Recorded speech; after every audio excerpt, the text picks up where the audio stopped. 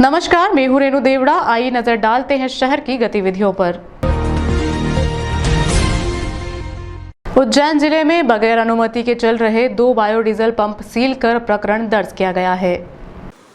Collector Ashish Singh के मार्गदर्शन में जिला आपूर्ति अधिकारी अमल मारू, SR बर्डे, सहायक आपूर्ति अधिकारी उज्जैन, चंद्रशेखर बारोड़, कनिष्ठ आपूर्ति अधिकारी उज्जैन तथा दीपशिखा नागली, नापतोल निरीक्षक उज्जैन द्वारा गत दिवस देवास रोड, नरवर तहसील उज्जैन में स्थित Shri Lakshmi highways biodiesel pump की जांच की गई।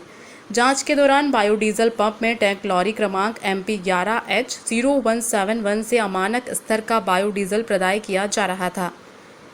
टैंक लॉरी पर इंडियन ऑयल का मोनो अंकित कर अमानक बायोडीजल का परिवहन करना पाया गया। पंप से सैंपल लिए गए तथा टैंक लॉरी को जब्त कर पुलिस थाना नरवर की अभिरक्षा में दिया गया। पंप संचालक द्वारा डिस्पेंसिंग में मशीन की समयावधि में स्टैंपिंग नहीं करवाने के कारण नापतोल अधिकारी द्वारा डिस्पेंसिंग मशीन के नोजलों को सील किया गया। इसी तरह बदनावर रोड, बड़नगर में स्थित शांतिधाम बायोडीजल पंप की जांच की गई। जांच दौरान बायोडीजल पंप संचालक मनमीत जैन निवासी महाराणा प्रताप चौक, बड़नगर द्वारा बिना अनुज्ञप्ति के बायोडीजल पंप संचालित करने के कारण पंप में भूमिगत टैंक में पाया गया 18,400 लीटर बायोडीजल को जब्त कर पंप को सील लगाकर सील बंद किया गया।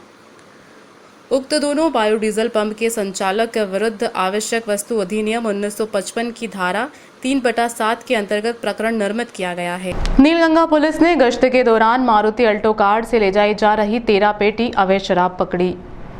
थाना प्रभारी तरुण कुरील को सूचना मिली थी कि अल्टो कार MP09CY 5306 में बड़नगर की ओर से अवैध शराब उज्जैन लाई जा रही है।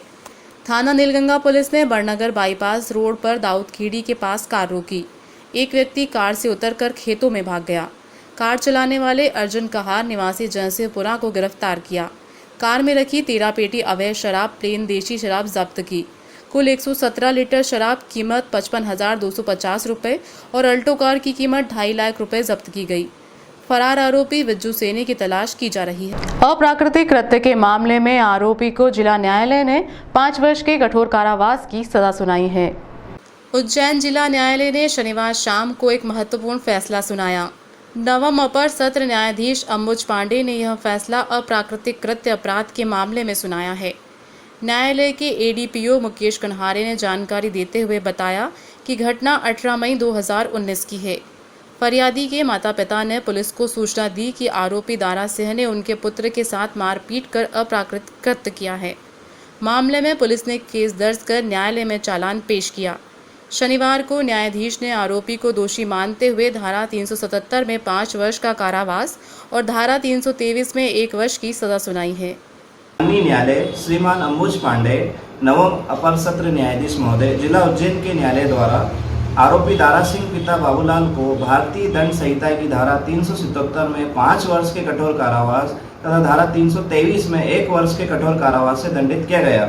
घटना इस प्रकार है कि दिनांक 18/5/2019 को फरियादी ने थाने पर प्रथम सूचना रिपोर्ट लिखित कराई थी कि जब वह और उसकी पत्नी घर पर आए तो उनके लड़के ने उन्हें बताया कि आरोपी दारा सिंह उसे खेत में लेकर गया था और उसके साथ बेल्ट और लकड़ी से मारपीट की थी और उसके साथ अप्राकृतिक कृत्य किया था। पुलिस द्वारा अपराध पंजीबद्ध कर न्यायालय में अभियोग पत्र प्रस्तुत किया गया था। न्यायालय द्वारा अभियोजन के तर्कों से सहमत होकर आरोपी को दंडित किया गया है। इस मामले में पैरवी श्री रविंद्र कुशवाहा AGP उज्जैन के द्वारा की गई। ADOP सीमा शर्मा को गृह मंत्री अमित शाह के द्वारा पंडित गोविंद वल्लभ पंत पुरस्कार प्रदान किया गया है।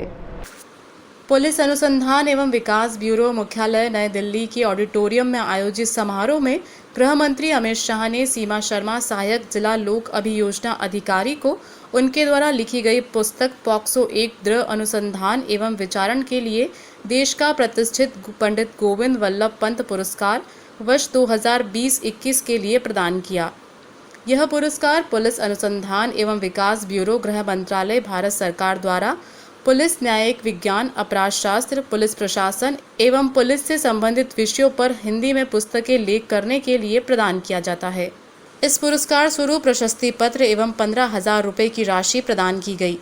मीडिया सेल प्रभारी मुकेश कुमार कुन्हारे ने बताया कि वर्ष 2020 में कोविड-19 महामारी के कारण लगे लॉकडाउन के दौरान सीमा शर्मा के द्वारा लैंगिक अपराधों से बालकों का संरक्षण अधिनियम 2012 के अपराधों के अनुसंधान एवं विचारण प्रक्रिया एवं विधि के संबंध में पॉक्सो एक्ट अनुसंधान एवं विचारण शीर्ष में 416 पृष्ठों की एक पुस्तक लेख की गई, जिसका प्रकाशन माह अगस्त 2020 में होकर दिनांक 20/8/2020 को गृह मंत्री मध्य प्रदेश शासन नरोत्तम मिश्रा के द्वारा इसका विमोचन किया गया। सीमा शर्मा को अपने कार्य क्षेत्र में उत्कृष्ट प्रदर्शन के लिए पूर्व में भी कई पुरस्कार प्राप्त हो चुके हैं, जिनमें प्रमुख रूप से अभियोजन विभाग का सर्वोच्च सम्मान प्राइड ऑफ प्रोसिक्यूशन 4 बार प्राप्त हो चुका है तथा गृह मंत्री मध्य प्रदेश शासन के द्वारा 2 बार सम्मानित किया जा चुका है। विकास ब्यूरो मुख्यालय नई दिल्ली के ऑडिटोरियम में आयोजित समारोह में माननीय गृह मंत्री और सहकारिता मंत्री भारत सरकार श्री अमित शाह ने सीमा शर्मा सहायक जिला लोक अभियोजन अधिकारी रतलाम को उनके द्वारा लिखी गई पुस्तक पॉक्सो एक्ट अनुसंधान एवं विचारण के लिए देश का प्रतिष्ठित पंडित गोविंद वल्लभ पंत पुरस्कार वर्ष 2020-21 के लिए प्रदान किया गया। यह पुरस्कार पुलिस अनुसंधान एवं विकास ब्यूरो गृह मंत्रालय भारत सरकार द्वारा पुलिस न्याय विज्ञान अपराध शास्त्र पुलिस प्रशासन एवं पुलिस से संबंधित विषयों पर हिंदी में पुस्तक लेख करने के लिए प्रदान किया जाता है। इस पुरस्कार स्वरूप प्रशस्ति पत्र एवं 15,000 रुपये की राशि प्रदान की गई है। उच्च शिक्षा मंत्री डॉक्टर यादव ने 500 से अधिक भगवान श्री कृष्ण की मूर्तियों का वितरण आम जनता को किया और भगवान कृष्ण के आचरण और उनकी लीलाओं से अवगत करवाया। शनिवार को मध्य प्रदेश सरकार उच्च शिक्षा मंत्री डॉक्टर मोहन यादव उज्जैन के निजी होटल में जन्माष्टमी के उपरांत भगवान कृष्ण लड्डू गोपाल की मूर्ति वितरण समारोह में पहुंचे। उन्होंने यहां पर 500 से अधिक लड्डू गोपाल का पूजन अर्चन कर दक्षिण विधानसभा की आम जनता को लड्डू गोपाल सौंपे और कहा कि भगवान कृष्ण ने जिस तरीके से अपने जीवन को जिया है उसको अपने जीवन में आत्मसात करना चाहिए। कार्यक्रम की शुभारंभ में मौजूद मंच पर अतिथि के रूप में भारतीय जनता पार्टी के शहर अध्यक्ष विवेक जोशी, उच्च शिक्षा मंत्री डॉक्टर मोहन यादव, संजय अग्रवाल, दक्षिण विधानसभा के सभा मंडल अध्यक्ष परवन सिंह जाट, विजय चौधरी, परेश कुलकर्णी, राजकुमार बंसीवाल, रवि वर्मा आदि लोग मंच पर मौजूद थे। कार्यक्रम का संचालन और कार्यक्रम के संयोजक आनंद खिची ने सभी लोगों का स्वागत सत्कार किया। इसके बाद प्रदेश के उच्च शिक्षा मंत्री डॉक्टर मोहन यादव ने धर्म प्रेमी जनता को संबोधित करते हुए कहा कि भगवान कृष्ण की लीला अपरंपार थी। उन्होंने भगवान कृष्ण के बाल योग, युवा अवस्था एवं भगवान के द्वारा की गई लीलाओं का वहां पर विस्तार से बताया। इसके पश्चात भगवान श्री कृष्ण की मूर्तियों की पूजा अर्चना कर मौजूद धर्म प्रेमी जनता को वितरण किया। कार्यक्रम के संयोजक आनंद खिची ने बताया कि उच्च शिक्षा मंत्री डॉक्टर मोहन यादव अपने विधानसभा की जनता के लिए कुछ न कुछ आयोजन पूरे साल करते रहते हैं, जैसे राखी पर महिलाओं को साड़ी का वितरण करना, घड़ी बांटना एवं अपने कार्यकर्ताओं के सुख दुख में उनके घर पहुंचकर उनको सहानुभूति देते हैं। इसी के तहत जन्माष्टमी के उपरांत भगवान लड्डू गोपाल को बांटने का कार्यक्रम भी आयोजित किया गया। देखिए, पिछले कई वर्षों से हमारे लोकप्रिय विधायक, हमारे दक्षिण के नेता और मध्य प्रदेश सरकार में उच्च शिक्षा मंत्री डॉक्टर मोहन जी यादव द्वारा लगातार जनता से जुड़े हुए कार्यक्रम, मातृशक्ति से जुड़े हुए कार्यक्रम जैसे रक्षाबंधन, मकर संक्रांति के अवसर पर चूड़ा वितरण और इसी प्रकार नारायण यात्रा, अपने बोरेश्वर यात्रा के अंतर्गत ही शिप्रा परिक्रमा सहित आज लड्डू गोपाल वितरण का कार्यक्रम भगवान श्री कृष्ण के अनछुए विषयों को लेकर के उनका मार्गदर्शन यहाँ पर प्राप्त होने वाला है। पूरी उज्जैन दक्षिण विधानसभा के दायित्ववान कार्यकर्ताओं को यहाँ पर आमंत्रित किया गया है और एक ऐसा प्रयास किया गया है कि एक पारिवारिक वातावरण में माननीय मंत्री जी के नेतृत्व में बहुत अच्छे से इस आयोजन को किया जा रहा है और आज लगभग 500 लड्डू गोपाल यहाँ पर भगवान श्री कृष्ण के रूप में घर घर यहाँ से जाने वाले हैं, जिनकी पूजन अर्चन कर हम सभी कार्यकर्ताओं को, हमारे चारों मंडलों के अध्यक्ष और ग्रामीण के मंडल अध्यक्ष, उनके सहित सभी चुनिंदा कार्यकर्ताओं को यहाँ पर लड्डू गोपाल जी दिए जाएंगे। वहीं उनके अपने क्षेत्र के समर्थक मंडल उपाध्यक्ष गोपाल अग्रवाल ने बताया कि उच्च शिक्षा मंत्री डॉक्टर मोहन यादव पूरे साल आयोजन करते हैं और वह धार्मिक कार्यक्रमों में बढ़ चढ़कर हिस्सा लेते हैं। इसी के अंतर्गत उन्होंने आज लड्डू गोपाल का वितरण किया है। श्री कृष्ण से श्री कृष्ण बनने की गाथा अपने मुख से सुना के और उसकी सारी जितनी भी चीज़ें अंदर की हैं वो हमको बताएंगे और समझाएंगे कि कृष्ण भगवान श्री कृष्ण भगवान कैसे बने और उनकी क्या क्या लीला रही, क्या क्या रही, वो जानकारी देने के लिए बुलाया। वहीं पूरे कार्यक्रम की जानकारी देते हुए प्रदेश को शिक्षा मित्र रखते हुए मोहन यादव ने बताया कि वह हर वर्ष भगवान लड्डू गोपाल का वितरण करते हैं। को भी सामने लाने का प्रयास किया, जिसमें मानवोचित जीवन जीते उन्हें जो कठिनाइयाँ व्यक्त की थी, जो उनके जीवन में तकलीफ़ें थी, वो सबके सामने आने की ज़रूरत है और हमको उनके जीवन से प्रेरणा लेते हुए आगे जा कर के अपने जीवन में भी इन सारी बातों के बल पे सच्चाई के लिए संकल्प करें और आगे बढ़ें।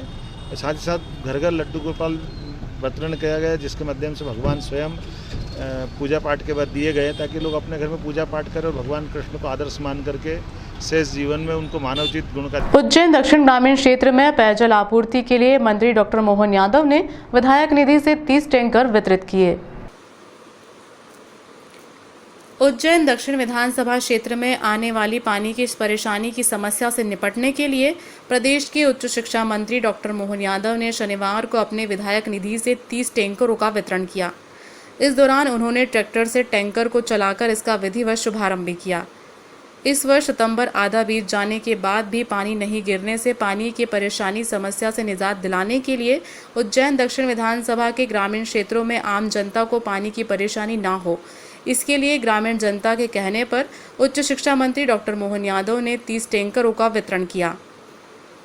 यह 30 टैंकर दक्षिण विधानसभा की पंचायतों में पहुंचे। शनिवार को हुए टैंकर वितरण समारोह में मंडल अध्यक्ष रवि वर्मा, करण सिंह काका, वीरेंद्र आंजना, दिलीप प्रजापत, रमेश चौधरी, ओम जाट आदि ग्रामीण लोग मौजूद थे।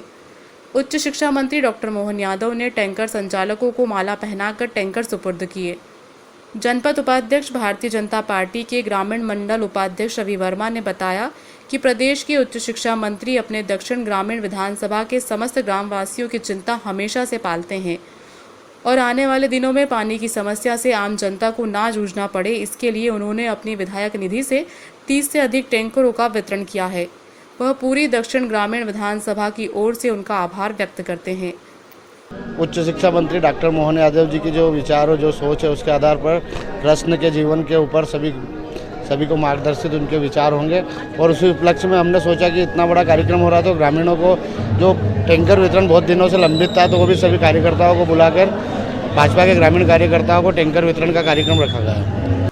उच्च शिक्षा मंत्री डॉक्टर मोहन यादव ने कहा कि उनके पास गांव के लोग मिलने आए थे और उन्होंने कहा कि बारिश इस वर्ष कम हुई है, इसलिए बोरिंग से पानी की दिक्कत हो सकती है। अपने अपने पंचायतों में पेयजल की समस्या की पूर्ति करने के लिए टैंकरों का वितरण किया जाना जरूरी है। गांव के लोगों की मांग को तुरंत मानते हुए उच्च शिक्षा मंत्री डॉक्टर मोहन यादव ने अपनी विधायक निधि से टैंकरों का वितरण कराया। देखिए, अभी जो जिस ढंग से वर्षा का सत्र निकला है, ये हमारी सामान्य से कम वर्षा हुई है। इस नाते से ग्रामीण क्षेत्र में भी पीने के पानी सहित पानी की जो दिक्कतें हैं उसको हल करने के लिए हमने लगभग 30 टैंकर का आज वितरण किया है। उम्मीद कर रहे हैं कि क्षेत्र के अंदर सब प्रकार की कठिनाइयों को पहले से पूर्वानुमान कराते हुए उसमें योग्य समाधान ढूंढना चाहिए और यही कारण है कि आज उज्जैन दक्षिण के ग्रामीण क्षेत्र के अंदर विविध प्रकार के पानी के टैंकरों का वितरण किया गया है। ट्रैक्टर भी आपने चलाया, किस तरह का अनुभव है ये तो किसान पुत्र है तो ट्रैक्टर चलाना तो ये अपने जीवन का एक हिस्सा है। मैं उम्मीद करता हूँ कि हमारे अपने कृषि यंत्रों के और तमाम प्रकार की चीज़ों को अगर आपको आता है तो सबके बीच में करने में कोई आश्चर्य नहीं होना चाहिए। उम्मीद कर रहे हैं कि खास करके जिस ढंग से वर्तमान का दौर चल रहा है, परमात्मा से कामना करें कि पुनः वर्षा हो और ये जो बीच की थोड़ी तकलीफ है वो दूर जाए। कालिदास गर्ल्स कॉलेज में 2 करोड़ 68 लाख रुपए की लागत से नवीन अध्ययन कक्षों का निर्माण किया जाएगा। उच्च शिक्षा मंत्री डॉक्टर यादव और उद्यानिकी राज्य मंत्री कुशवाहा ने इस कार्य का शुभारंभ किया।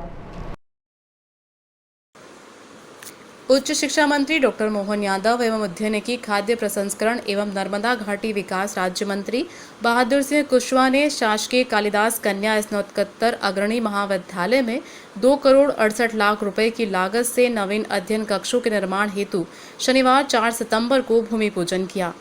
विश्व बैंक परियोजना से नवीन अध्ययन कक्षों का निर्माण हाउसिंग बोर्ड द्वारा किया जाएगा। इस अवसर पर सांसद अनिल फिरोजिया, विधायक बहादुर सिंह चौहान, पारस जैन, विवेक जोशी, बहादुर सिंह बोरमुंडला आदि उपस्थित थे।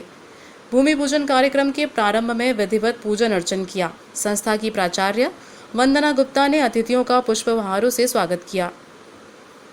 इस अवसर पर अतिरिक्त संचालक आरसी जाटवा, हाउसिंग बोर्ड के कार्यपालन अभियंता नर्मल गुप्ता, उपयंत्री उपाध्याय आदि उपस्थित थे।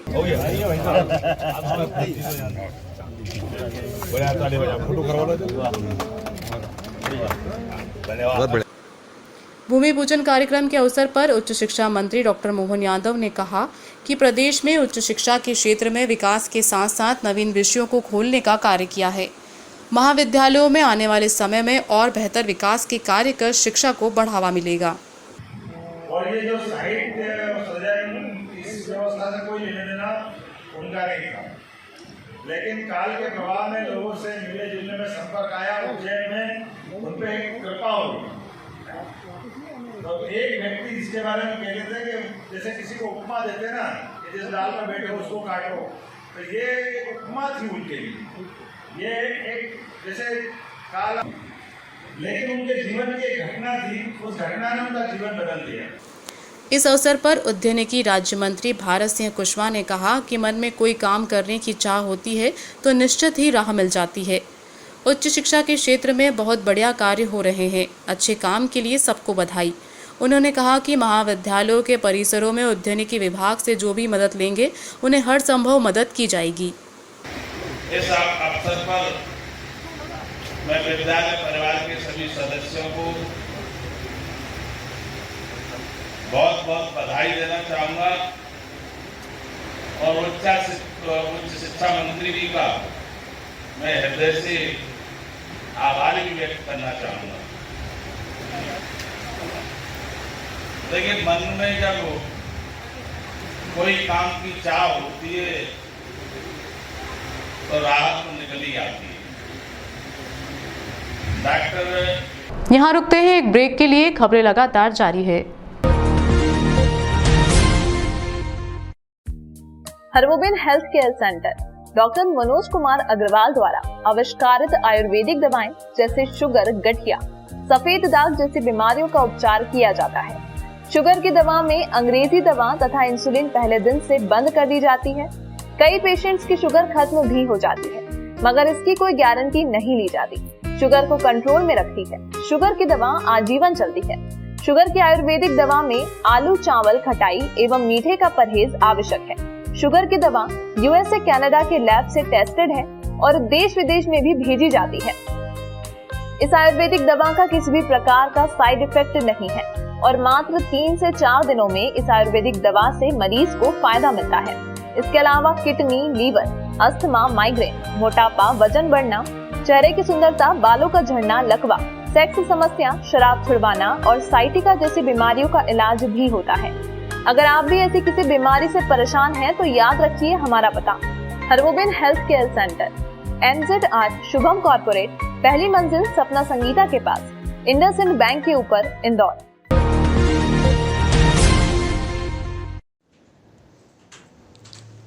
प्रदेश में कोरोना के चलते 2 सालों से स्कूल बंद करने का फैसला सरकार के द्वारा लिया गया था। सरकारी व निजी स्कूलों में बच्चों की पढ़ाई पर काफ़ी असर देखने को भी मिला है। प्रदेश सरकार और केंद्र सरकार ने स्कूलों में 10वीं, 11वीं और 12वीं सभी छात्र छात्राओं को योग्यता अनुसार पास किया गया था। ऐसे में कई निजी स्कूल वाले 10वीं में पढ़ने वाले छात्र छात्राओं को पास आउट हो चुके हैं, वह अब स्कूल चेंज करना चाहते हैं तो उनको स्कूल की टीसी तक नहीं दी जा रही। ऐसे में पाठकों के साथ बच्चों का भविष्य भी अंधेरे में लटक रहा है, क्योंकि 10वीं का बच्चा पास आउट होकर 11वीं में जाकर दूसरे स्कूल में एडमिशन लेना चाहे तो बिना टीसी के कैसे लें। उज्जैन के तक्षशिला स्कूल की शिकायत लगातार जिला कलेक्टर के समक्ष भी कई बार आ चुकी है और आज तक्षशिला स्कूल में एबीपी के छात्र छात्राओं ने जमकर हंगामा किया। हंगामे को देख नानाखेड़ा थाना पुलिस बल के साथ वहां पहुंच गई। एबीपी का कहना है कि बच्चों के भविष्य के साथ तक्षशिला स्कूल के डायरेक्टर गणेशन प्रताड़ित कर रहे हैं। बच्चों के भविष्य के साथ खिलवाड़ किया जा रहा है। अगर बच्चा उनके स्कूल में नहीं पढ़ना जाना चाहता तो उनके साथ ज़बरदस्ती 11वीं और 12वीं में पढ़ने का क्यों बोला जा रहा है। मोटी मोटी रकम वसूल करने वाले तक्षशिला जूनियर स्कूल की लापरवाही सामने आई है। बच्चों के साथ उनके पालक गांधी स्कूल में हंगामे के दौरान मौजूद रहे। उन्होंने पुलिस के सामने स्कूल प्रबंधक पर लगाए गंभीर आरोप। पालकों का कहना है कि हमने कई बार स्कूल प्रिंसिपल और प्रबंधक को टीसी के लिए अप्लाई किया था। कई महीनों तक हमको हर रोज़ टालते नजर आ रहे हैं। ऐसे में हमने पुलिस और जिला कलेक्टर को भी उनकी शिकायत की है, लेकिन तक्षशिला स्कूल डायरेक्टर गणेशन किसी की भी परवाह नहीं, बेखौफ होकर हमसे विवाद करते रहते हैं। और उनका साफ कहना है कि मुझे टीसी नहीं देना है और आप अपने बच्चों को 11वीं में हमारे स्कूल में पढ़ा रहे हैं और हमारी स्कूल की फ़ीस भी भर दें, अन्यथा आपके बच्चे का भविष्य खराब हो जाएगा। उसी दौरान बच्चों के पालक यहाँ तो स्कूल में पुलिस के सामने ही कह दिया कि अगर मेरे बच्चों की टीसी नहीं दी तो मैं भूख हड़ताल पर अनिश्चितकाल के लिए बैठ जाऊंगी। अगर उसमें मेरी जान जाती है तो उसके जिम्मेदार तक्षशिला स्कूल के डायरेक्टर गणेशन होंगे। जान चली जाए, मैं यहाँ से नहीं जाऊंगी। जब मैं आई थी तो इन्होंने मुझे प्रिंसिपल से मिलाया था। इनके ये जो मिस्टर ज्ञानी खड़े हैं, मिस्टर वो खड़े और वो उनका नाम मुझे, आज मैं यहीं बैठूंगी। मैं मेरे अपने बच्चों की टीसी लिए यहाँ से नहीं सर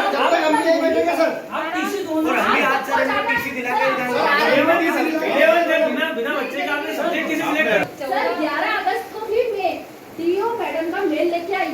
इन्होंने मिस्टर मिलना पसंद नहीं करा, इनके ऑफिस के बाहर ही खड़े होकर वीडियो बनाई। इनका वकील आया, थाने में मुझे धमकी दी कि बोले आप कुछ भी कर लो, आप बच्चों की टीसी नहीं निकाल सकते। तो अब सर आज में मेरी जान चली जाए, मुझे 3 दिन। जब हम यहाँ 11 जून को प्रथम बार आवेदन देने आए एसएलसी के लिए, तो इन्होंने हमारा आवेदन लौटा लिया। आवेदन लौटाने के साथ ये कहते हैं कि आपको पिछले सत्र का 9,000 रुपये बकाया, जो बस कंप्यूटर अदर एक्टिविटी गवर्नमेंट ने कम करी थी, आपको वो फीस देना है। हमने बोला आप हमें आदेश बताइए। इन्होंने नहीं बताया और हमसे बदतमीजी करके स्कूल से भगा दिया और मिस्टर गणेशन तो हमसे मिले ही नहीं। फिर उसके बाद हम दोबारा आए, दोबारा स्टाफ ने हमसे बदतमीजी करी और हमारे पास 30,000 रुपये ड्यू निकाल दिए। बोले आपका बच्चा तो हमने 11वीं में दर्ज कर लिया। फिर हम जब गणेशन सर से तीसरी बार लड़ झगड़ के मिले तो इन्होंने बोला आप कुछ भी कर लो, आप किसी भी कोर्ट में चले जाओ, कोई मेरा बिगाड़ नहीं सकता है। CBSE ऑफिस से लेकर सब दूर मेरे सदस्य हैं, मैं कुछ भी कर सकता हूँ। इनके जब हमने सब दूर आवेदन दिया, हमारी आवेदन पे लिखा हुआ है 11 जून आवेदन और 6 या 7 जून को लॉकडाउन ओपन हुआ था। इन्होंने इस बीच बच्चा 10 अप्रैल में 10वीं में था। इन्होंने हमसे मार्च, अप्रैल और जून का पैसा निकाला। अब इन्होंने एक ही सत्र में बच्चे को 2-2 कक्षाओं में नाम दर्ज करा, कक्षा 10वीं में भी और कक्षा 11वीं में भी उसका निकाला। हम जब इतनी लड़ाई लड़ते लड़ते हमें इतना समय 11 अगस्त निकल गई तो इन्होंने हमारे बच्चों की फीस 50,000 रुपये ड्यू कर दी। अब ये बोलते हैं कि 50,000 रुपये आप जब तक नहीं दोगे हम टीसी नहीं देंगे। DO ऑफिस से कमेटी बैठ गई, स्कूल दोषी सिद्ध हो गया। इनके पास 11 अगस्त को मेल आ गया, आप बच्चे को बिना शुल्क लिए टीसी दिए, इन्होंने नहीं दिया। JD मैडम ने इन पे कार्रवाई करी, इनको स्कूल निरस्ती का इन्हें लेटर लिखा गया, इनने उसकी अनदेखी करी। जब हमने पुनः कलेक्टर को बोला तो परसों SDM आके गए, इन्होंने उनको भी जो स्पष्ट चीज़ें जवाब ही नहीं दे पा रहे। आज अंदर भी TI सर बैठे हुए, ये उनको भी गोल गोल घुमा रहे हैं। विधायक ने किया पेंट्स गैलरी प्रतिष्ठान का शुभारंभ। दौलतगंज चौराहे पर स्थित बुरहानी मैंशन में एक नए प्रतिष्ठान पेंट्स गैलरी का शुभारंभ विधायक श्री पारस जैन के द्वारा किया गया। प्रतिष्ठान के संचालक अब्दुल कादर अक्कड़वाला ने बताया कि हमारे यहाँ एशियन पेंट्स कंपनी के सभी कलर उपलब्ध है और एशियन पेंट्स मशीन द्वारा आपके मनपसंद कलर कुछ ही मिनटों में आपको मिल सकते हैं। अब आपको अपने मनपसंद कलर बनवाने के लिए कहीं और भटकने की आवश्यकता नहीं है। साथ ही एक ही छत के नीचे एशियन पेंट्स के सभी उत्पादन उपलब्ध हैं। मंडल अध्यक्ष हेमंत वर्मा, महामंत्री मुकेश गोस्वामी, नगर महामंत्री युवा मोर्चा अमय शर्मा, मीडिया प्रभारी युवा मोर्चा राहुल सिंह बेस आदि लोग उपस्थित थे।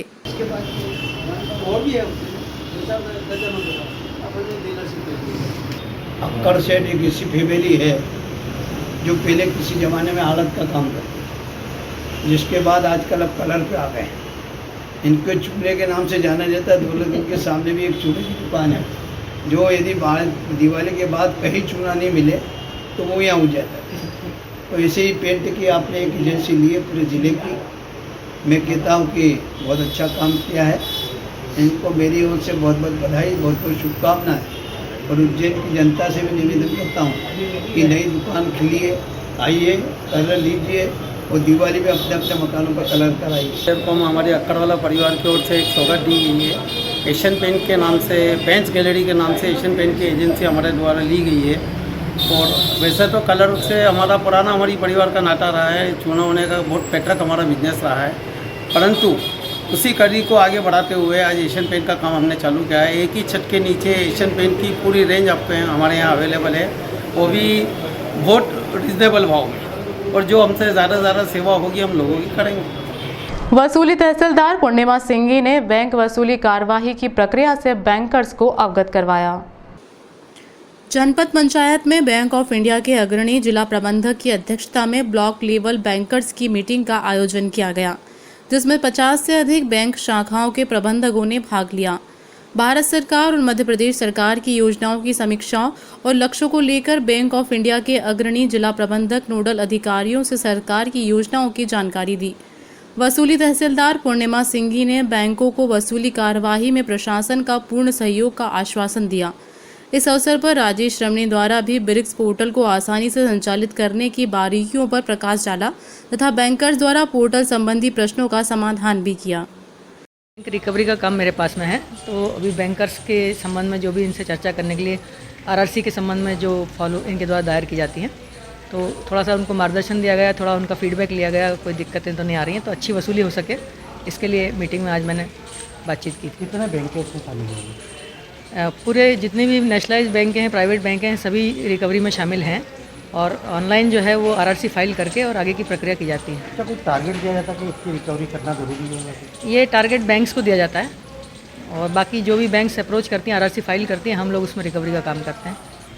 देखिए, बीएलबीसी बैठक होती है, ये क्वार्टरली बैठक होती है, और ज़िले के हर ब्लॉक में हर 3 महीने में ये बैठक आयोजित की जाती है। तो आज विशेष तौर पे हम लोग ने उज्जैन ब्लॉक की ये बैठक आयोजित किया है। बैठक का मेन मुद्दा यही रहता है कि जो शासकीय योजनाएं चल रही हैं उसके टारगेट्स हम लोग ने कितने पूरे किए हैं, और शाखाओं को किस तरह की समस्याएं आ रही हैं। तो डिपार्टमेंट से हम लोग रूबरू होते हैं, शाखा से रूबरू होते हैं, और हम लोग इस कोशिश में रहते हैं कि बैठक के द्वारा हम लोग जितनी भी प्रॉब्लम्स आ रही है उसको सॉल्व करें और अपने अपने निर्धारित लक्ष्य को प्राप्त करें। बाहुबलियों से बैंक राशि वसूल कर घाटे में चल रही बैंक को पहुंचाया लाभ के शिखर पर। सिंधी समाज की धर्मशाला में परस्पर सहकारी बैंक के ग्राहक मिलन समारोह को संबोधित करते हुए बैंक के मुखिया श्री अनिल सिंह चंदेल जी ने कहा कि बाहुबलियों से बैंक की राशि वसूली, जिसमें 5 फाइनेंस कंपनी आदि शामिल है, ताकि सदस्यों की जमा राशि का सदस्यों को लाभ मिले। कार्यक्रम का संचालन संचालक डॉक्टर हरदयाल सिंह एडवोकेट ने किया। इस अवसर पर संचालक मोतीलाल निर्मल, एसएन शर्मा, नरेंद्र सिंह तोमर, श्रीराम सांकला, पुरुषोत्तम मिस्त्री, निशा त्रिपाठी, गीता रामी आदि उपस्थित थे। स्वागत उद्बोधन प्रबंधक विनोद पंड्या ने दिया। अतिथि परिचय प्रबंधक राजीव शर्मा ने दिया तथा आभार मुख्य महाप्रबंधक एसएम सोमानी ने माना। ग्राहक मिलन समारोह में ग्राहक जयप्रकाश जुनवाल, घनश्याम सक्सेना, दिलीप चौहान, कैलाश राम टेके, बिहारी लाल नरमल, कुलदीप सिंह राठौर, के नंदी, रफीक जैदी, चंपालाल, राजेंद्र शर्मा, चिमन लाल राठौर, चंदूलाल गोमे, मनोज रामदेव, यशवंत बड़गाचिया, सुरेश नरमल, कुणाल नरमल, राजेंद्र बड़गोतिया, हरिभाऊ, नारायण वाड़िया, गोपाल वाड़िया, बाल किशन, बिहारी लाल नरमल, मयंक नरमल, दिलीप नरमल, पुष्पा नरमल, गीताबाई गोमे, वंदना नरमल, सुनीता नरमल, फूलाबाई आदि का पुष्पमालाओं से स्वागत कर अभिनंदन किया गया। इस अवसर पर ग्राहकों ने कहा कि बैंक की सराहनीय सेवाओं के कारण ही माधवनगर में ब्रांच खोलने की मांग उठी है। मुख्य महाप्रबंधक श्री एसएन सोमानी ने इस अवसर पर कहा कि प्रदेश की यह पहली सहकारी बैंक है जिसने कर्मचारियों को 7वां वेतनमान दिया है। बैंक के प्रबंधक व समाज सेवी अनिल सिंह चंदेल ने अपने उद्बोधन में कहा कि एक वक्त ऐसा था जब बैंक से कोई लाखों रुपए की चपत दे चला गया था। उस समय बाबा महाकाल के आशीर्वाद से उक्त कंपनी के व्यक्ति को ढूंढा और बैंक का लाखों रुपए के कर्ज को ब्याज सहित वसूला। कई राजनीतिक और बाहुबली लोग भी बैंक से लिया हुआ कर्जा देने से मना कर रहे थे, उनसे वापस कर्जा वसूला। आज की तारीख में कैसा भी लोन हो वह चंद घंटों में व्यक्ति को मुहैया कराया जाता है। बैंक द्वारा अब 30 लाख तक का लोन बैंक के माध्यम से मुहैया कराया जाएगा। साथ ही समूह लोन व डेली कलेक्शन की सुविधा भी बैंक के कर्मचारियों के माध्यम से जल्द शुरू की जाएगी। फ्रीगंज क्षेत्र में नई ब्रांच की रिजर्व बैंक से अनुमति आते ही नई ब्रांच खोली जाएगी। साथ ही बैंक द्वारा एटीएम की व्यवस्था भी जल्द शुरू की जाएगी। फ्रीगंज क्षेत्र में कोई भी बैंक नहीं है, इसकी शाखा नहीं है। एक शाखा अगर खुल जाए तो बहुत अच्छा रहेगा। जैसे नाम ने कहा था कि डेली कलेक्शन वाली बात, डेली कलेक्शन में फायदा किसी क्षेत्र में होगा जो अगर बैंक यहाँ रहेगी। आपकी सेटलमेंट हो और या चाहे देना